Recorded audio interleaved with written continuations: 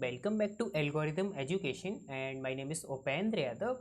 तो हम लोगों ने ग्रुप थ्योरी की लेक्चर सीरीज़ को स्टार्ट किया था, जिसमें आज ही हमारा नेक्स्ट लेक्चर है।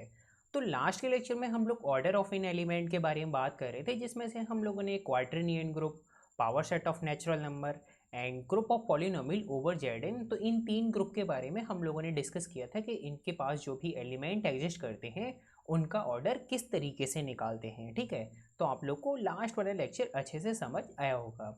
देन इसके बाद आज के लेक्चर में भी हम लोग ऑर्डर ऑफ एन एलिमेंट के बारे में ही डिस्कस करेंगे, लेकिन आज के लेक्चर में हम लोग हाइजेनबर्ग ग्रुप के बारे में डिस्कस करेंगे कि उसके पास जो भी एलिमेंट एग्जिस्ट करते हैं उनका ऑर्डर किस तरीके से निकालते हैं या फिर उनका ऑर्डर क्या होता है। तो ये हम लोग आज के इस लेक्चर में डिस्कस करेंगे। तो चलिए अब हम लोग आज के लेक्चर को स्टार्ट करते हैं। तो आज हम लोग डिस्कस करने वाले हैं हाइजेनबर्ग ग्रुप के बारे में। ठीक है, थोड़ा बहुत तो आइडिया आप लोग को होगा ना कि हाइजेनबर्ग ग्रुप क्या होता है, इसमें एलिमेंट किस टाइप के होते हैं। मैंने आप लोग को लास्ट में ऑलरेडी पढ़ा भी रखा है कि हाइजेनबर्ग ग्रुप क्या होता है। ठीक है, तो अगर आप लोगों ने लास्ट के लेक्चर देखे होंगे तो आप लोग को पता होगा। चलिए, अगर आप लोग को नहीं पता है तब भी कोई टेंशन लेने की ज़रूरत नहीं है, मैं आप लोग को फिर से बता देता हूँ। लेकिन ब्रीफ में तो नहीं बता सकता, डिटेल में तो नहीं बता सकता। तो अगर आप लोग डिटेल में पढ़ना चाहते हो तो फिर आप लोग जहाँ मैंने हाइजेनबर्ग ग्रुप के बारे में पढ़ा है वो आप लोग लेक्चर्स देख सकते हैं। तो आप लोग को पूरी प्लेलिस्ट का लिंक डिस्क्रिप्शन में मिल जाएगा, जहाँ से आप लोग सारे लेक्चर्स को चेकआउट कर सकते हो। ठीक है, तो हाइजेनबर्ग ग्रुप को हम लोग एच ऑफ एफ से डिनोट करते हैं, जहाँ पर इस एफ का मतलब है फील्ड से। फील्ड के बारे में भी मैं आप लोगों को ऑलरेडी बता चुका हूँ, तो आप लोग लास्ट के लेक्चर में फील्ड के बारे में भी पढ़ सकते हो। इसमें एलिमेंट किस टाइप के आते हैं, इसमें मैट्रिक्स का कलेक्शन होता है जिसकी एंट्रीज होती हैं 1 A B 0 1 C 0 0 1। ठीक है, यहाँ पर ये जो मेन डायगोनल है उसकी सारी एंट्रीज 1 1 1 होनी चाहिए और नीचे की एंट्री 0 0, मतलब अपर ट्रायंगुलर मैट्रिक्स होती हैं। और A B C कहाँ से बिलोंग करने चाहिए, A B C बिलोंग करने चाहिए F से। ठीक है, तो ये सेट यूजल मैट्रिक्स मल्टीप्लिकेशन के साथ ग्रुप फॉर्म करता है, इज अ ग्रुप। यहाँ पर ये क्या है, यूजल मैट्रिक्स मल्टीप्लिकेशन। ठीक है, मैट्रिक्स मल्टीप्लिकेशन है ये।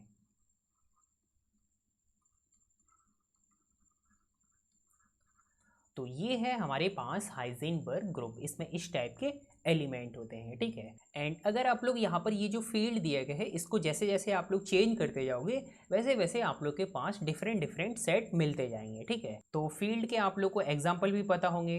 जैसे अगर हम सेट ऑफ रियल नंबर की बात करें तो ये फील्ड होता है, सेट ऑफ रैशनल नंबर भी फील्ड होता है, जेड एन भी फील्ड होता है इफ़ एन इज प्राइम। अगर हम लोग एन की वैल्यू प्राइम कंसिडर करेंगे तो जेड एन फील्ड होता है। लेकिन जेड जो सेट होता है ये फील्ड नहीं होता है, जेड इज नॉट फील्ड। अब क्यों नहीं होता है ये आप लोग को पता होना चाहिए। अगर आप लोग जानना चाहते हो तो फील्ड वाला लेक्चर देखिए, जहाँ पर आप लोग को बहुत ही अच्छे से मैंने समझाया, सारी चीज़ें अच्छे से क्लियर हो जाएंगी। ठीक है, तो जेड फील्ड नहीं होता है। तो अब अगर आप लोग यहाँ पर फील्ड को चेंज करते जाओगे, एच ऑफ आर को कंसिडर करोगे तो आपके पास एक सेट मिल जाएगा, एच ऑफ क्यू लोगे तो दूसरा सेट मिल जाएगा, एच ऑफ जेड पी को कंसिडर करोगे मतलब जेड ऑफ एन को, जहाँ पर एन इज अ प्राइम, तो आपके पास एक दूसरा सेट मिल जाएगा।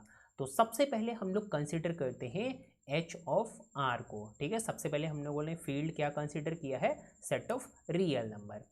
इसमें एलिमेंट किस टाइप के आएंगे, इसमें एलिमेंट आएंगे मैट्रिक्स का ही कलेक्शन आएगा, A B 0 1 C 0 0 1। ठीक है, जहाँ पर ये जो A B C हैं ये बिलोंग करेंगे अब सेट ऑफ रियल नंबर से, और ये मल्टीप्लिकेशन के साथ ग्रुप फॉर्म करेगा। यहाँ पर ये यूजल मैट्रिक्स मल्टीप्लिकेशन है। ठीक है, इज अ ग्रुप, ये क्या है, यूजल मैट्रिक्स मल्टीप्लिकेशन के साथ H of R group form करता है। तो अब हमारे पास ये सेट आ गया। अब हम लोग इस सेट के पास जो भी एलिमेंट एग्जिस्ट कर रहे हैं उनका ऑर्डर फाइंड आउट करते हैं। तो इस सेट का आइडेंटिटी एलिमेंट क्या होगा, आइडेंटिटी एलिमेंट जो इसका होगा वो होगा ज़ीरो, सॉरी यहाँ पर ज़ीरो नहीं होगा, यहाँ पर 1 होगा। तो 1 0 0 0 1 0 0 0 1, यही तो आइडेंटिटी एलिमेंट होगा ना, और ये इस एच ऑफ आर में बिलोंग कर रहा है। तो इस आइडेंटिटी एलिमेंट का जो ऑर्डर होगा, इसका ऑर्डर जो आएगा वो आएगा 1। ठीक है, क्योंकि आइडेंटिटी एलिमेंट का ऑर्डर हमेशा क्या होता है, 1 होता है। अब हम लोग इस सेट में से एक आर्बिट्री एलिमेंट को कंसिडर करते हैं और उसका ऑर्डर फाइंड आउट करते हैं कि उसका ऑर्डर क्या होगा। तो हम लोग इसी एलिमेंट को कंसिडर कर लेते हैं और इसका ऑर्डर फाइंड आउट करते हैं। तो मान लीजिए हम लोगों ने कोई एक ए आर्बिट्री एलिमेंट कंसिडर कर लिया जो किस टाइप का होगा, 1 A B 0 1 C 0 0 1, ठीक है। इस एलिमेंट को हम लोगों ने कंसिडर कर लिया। अब हम लोग इसका ऑर्डर फाइंड आउट करेंगे। तो ऑर्डर किस तरीके से फाइंड आउट करेंगे, इसको हम लोग कितने टाइम्स ऑपरेट कराएं अंडर यूजुअल मैट्रिक्स मल्टीप्लिकेशन के हम लोगों को ऑपरेट कराने के बाद आइडेंटिटी एलिमेंट मिल जाना चाहिए, ठीक है। तो जितने टाइम्स भी हम लोग ऑपरेट कराएंगे तो उसकी जो लीस्ट पावर होगी वही क्या हो जाएगा, ऑर्डर हो जाएगा। तो हम लोग इसको एक एक करके ऑपरेट कराते हैं। तो ए की पावर 1 करेंगे तो वो यही रहने वाला है। तो अब हम लोग ए की पावर 2 को कैलकुलेट करते हैं। तो ए की पावर 2 का मतलब 1 A B 0 1 C 0 0 1, ठीक है। तो ये हमारी ए मैट्रिक्स और यहीं पर हम लोग फिर से ए मैट्रिक्स को लिख लेते हैं, A B C 0 1 C 0 0 1, ठीक है। तो मल्टीप्लाई करा के देख लेते हैं। तो मल्टीप्लाई कैसे कराएंगे, इस वाली रो को इस वाले कॉलम के साथ मल्टीप्लाई करेंगे। तो 1 into 1 plus a into 0 plus b into 0, तो क्या हो जाएगा, 1 हो जाएगा। इसी तरीके से 1 into a plus a into 1 plus b into 0, इसका मतलब 2a। इसी तरीके से 1 into b plus a into c plus b into 1, तो ये क्या हो जाएगा, b plus a c plus b. और जब आप इसको सॉल्व करोगे तो b प्लस बी मतलब 2b। तो इसको हम लोग डायरेक्टली यहाँ पर यही लिख देते हैं, 2b प्लस ए सी, ठीक है। इसी तरीके से इस सेकंड रो को फर्स्ट कॉलम के साथ मल्टीप्लाई कराएंगे तो हमारे पास आएगा 0। इस सेकंड रो को इस सेकंड कॉलम के साथ मल्टीप्लाई कराएंगे तो हमारे पास आएगा 1। इस सेकंड रो को इस थर्ड कॉलम के साथ मल्टीप्लाई कराएंगे तो हमारे पास आएगा 2c। एंड बिल्कुल सेम इसी तरीके से इस थर्ड रो को इस फर्स्ट कॉलम के साथ मल्टीप्लाई कराएंगे तो 0। थर्ड रो को सेकंड कॉलम के साथ मल्टीप्लाई कराएंगे तो 0। एंड थर्ड रो को इस थर्ड कॉलम के साथ मल्टीप्लाई कराएंगे तो हमारे पास आएगा 1। तो मल्टीप्लाई कराने के बाद हमारे पास ये मैट्रिक्स आएगी। अब ये आइडेंटिटी के बराबर तो नहीं है, which is not equal to identity element. तो अब ए की पावर 3 को कैलकुलेट करते हैं। तो ए की पावर 3 को कैसे कैलकुलेट करेंगे, ए की पावर 2 इंटू ए। और ए की पावर 2 मैट्रिक्स को तो हम लोग ऑलरेडी कैलकुलेट कर चुके हैं। ये हमारे पास क्या आए थे, 1 2a 2b plus a C 0 1 2c 0 0 1, ठीक है। यही तो मैट्रिक्स आई थी हमारे पास। ए मैट्रिक्स हमारे पास क्या है, 1 A V 0 1 C 0 0 1, ये हमारे पास क्या है, ए मैट्रिक्स है। मल्टीप्लाई करा के देख लेते हैं। तो जब हम लोग मल्टीप्लाई कराएंगे तो मल्टीप्लाई कराने के बाद हमारे पास मैट्रिक्स आएगी 1 3A 3B plus 3AC 0 1 3C 0 0 1, ठीक है। ये हमारे पास मैट्रिक्स आएगी मल्टीप्लाई कराने के बाद।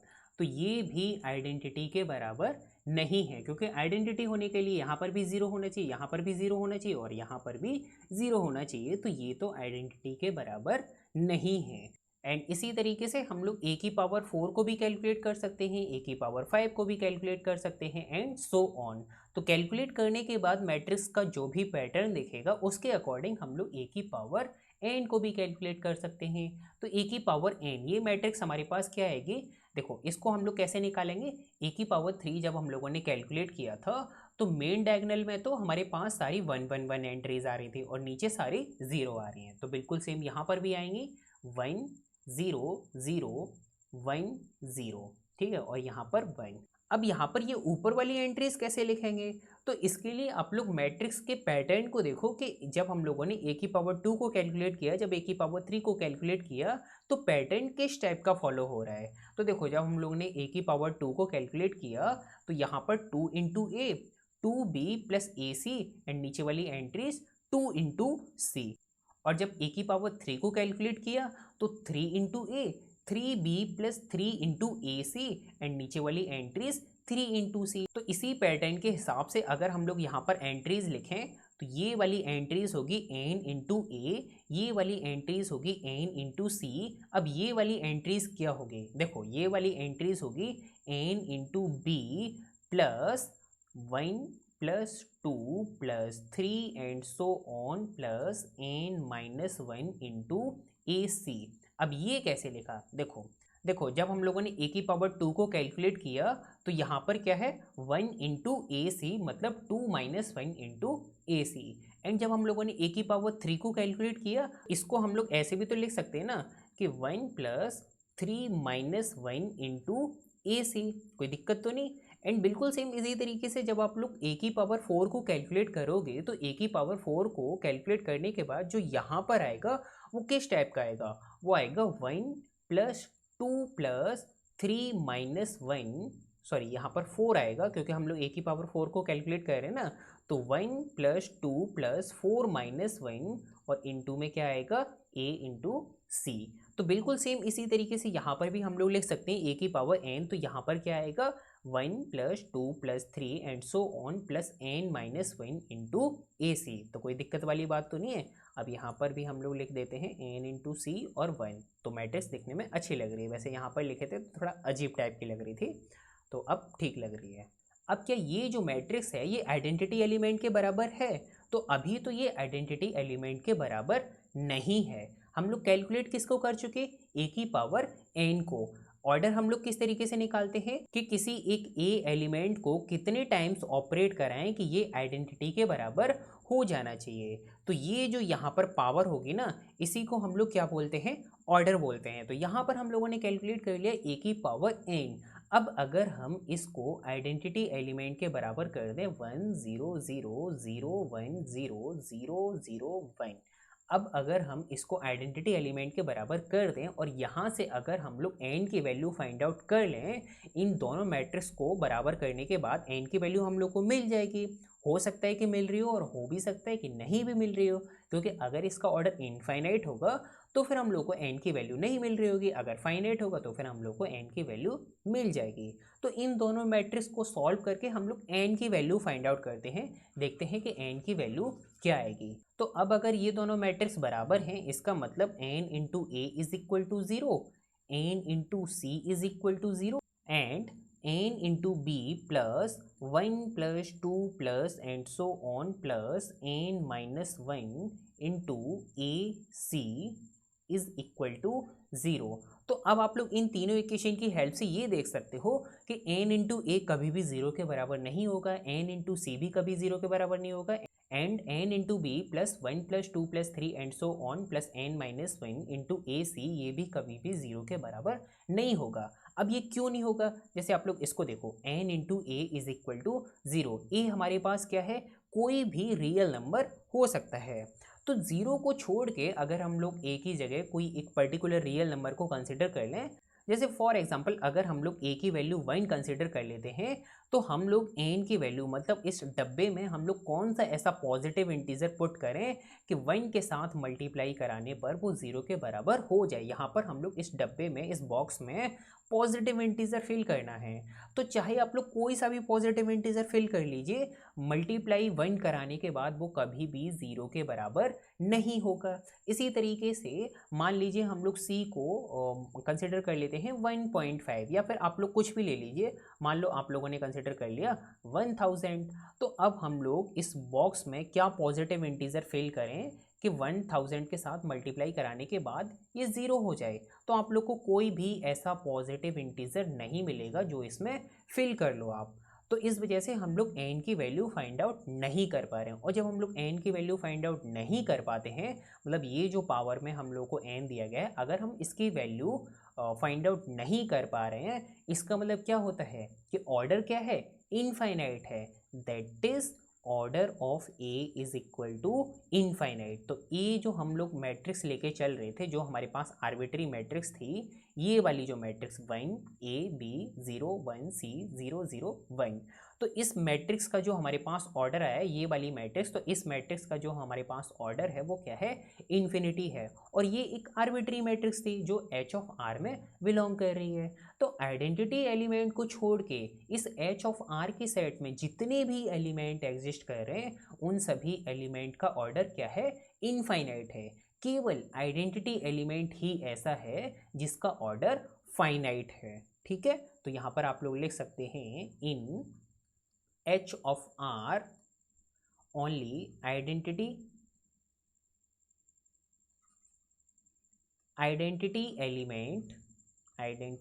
Element is the only element of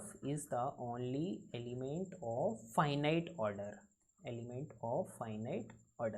केवल आइडेंटिटी एलिमेंट ही ऐसा है जिसका ऑर्डर क्या है, फाइनाइट है। बाकी जितने भी एलिमेंट एग्जिस्ट कर रहे हैं उन सभी एलिमेंट का ऑर्डर इनफाइनाइट है। लेकिन अब अगर यहाँ पर हम लोग ग्रुप के ऑर्डर को फाइंड आउट करना चाहें कि एच ऑफ आर का ऑर्डर क्या होगा, ये जो हमारे पास ग्रुप है तो इसका ऑर्डर क्या हो सकता है।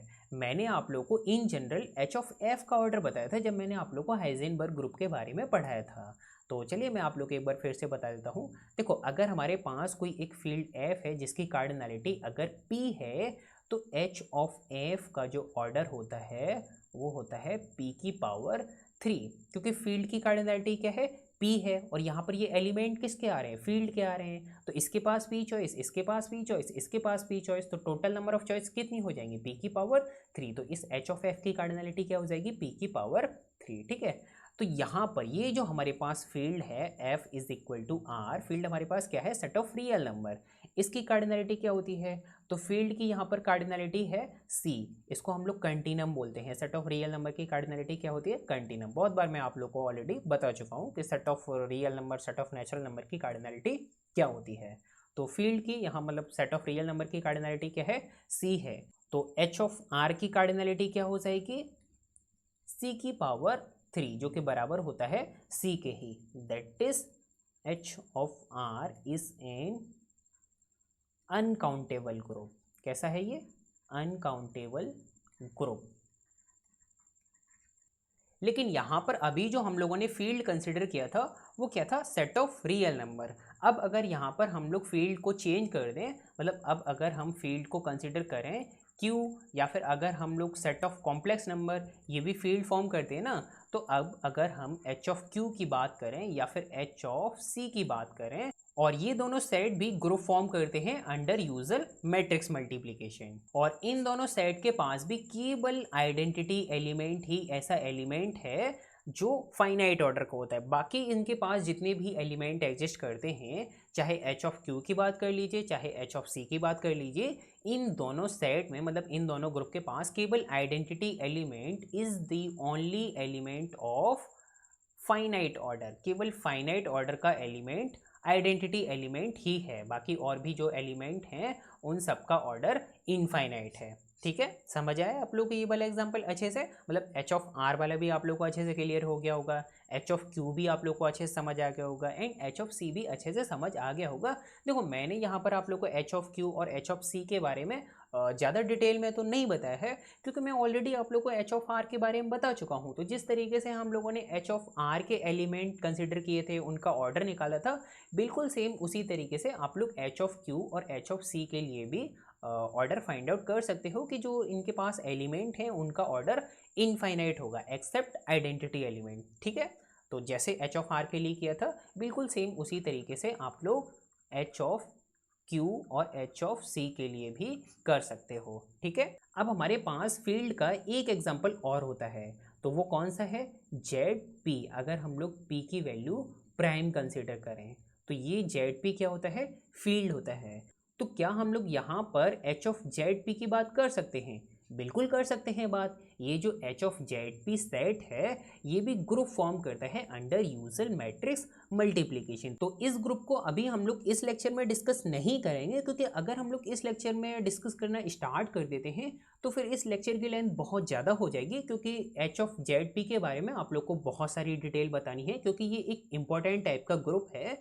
तो इस वजह से आप लोग को बहुत सारी डिटेल बतानी है, बहुत सारी इन्फॉर्मेशन बतानी है। तो इस वजह से हम लोग इसको अभी इस लेक्चर में डिस्कस नहीं कर रहे हैं। तो इस एच ऑफ जेड पी को हम लोग नेक्स्ट लेक्चर में डिस्कस करेंगे कि जो इसके पास एलिमेंट होते हैं उनका ऑर्डर किस तरीके से निकालते हैं, ऑर्डर क्या होता है, बाकी और भी पॉइंट्स हैं, छोटे छोटे पॉइंट हैं, तो उनको हम लोग नेक्स्ट लेक्चर में डिस्कस करेंगे। ठीक है, तो आज के लेक्चर को हम लोग यहीं पर फिनिश करते हैं और नेक्स्ट लेक्चर में एच ऑफ जेड पी के बारे में डिस्कस करेंगे। और अगर आप लोग को आज का लेक्चर पसंद आया हो तो प्लीज़ आप इसे लाइक भी कीजिए, साथ में अपने दोस्तों को भी शेयर कीजिए, और आप हमारे इस चैनल को सब्सक्राइब भी कीजिए और साथ में बेल नोटिफिकेशन को भी ऑन कीजिए, जिससे मेरी आगे आने वाली वीडियोस की लेटेस्ट नोटिफिकेशन आप लोग को टाइम टू टाइम मिलती रहेगी, जिससे आप लोग उनको जल्दी से जल्दी देख सकते हो। तो आप लोग सब्सक्राइब करना बिल्कुल ना भूलें और साथ में बेल नोटिफिकेशन को भी ऑन करें। तो मिलते हैं फिर हम लोग नेक्स्ट लेक्चर में। Take care.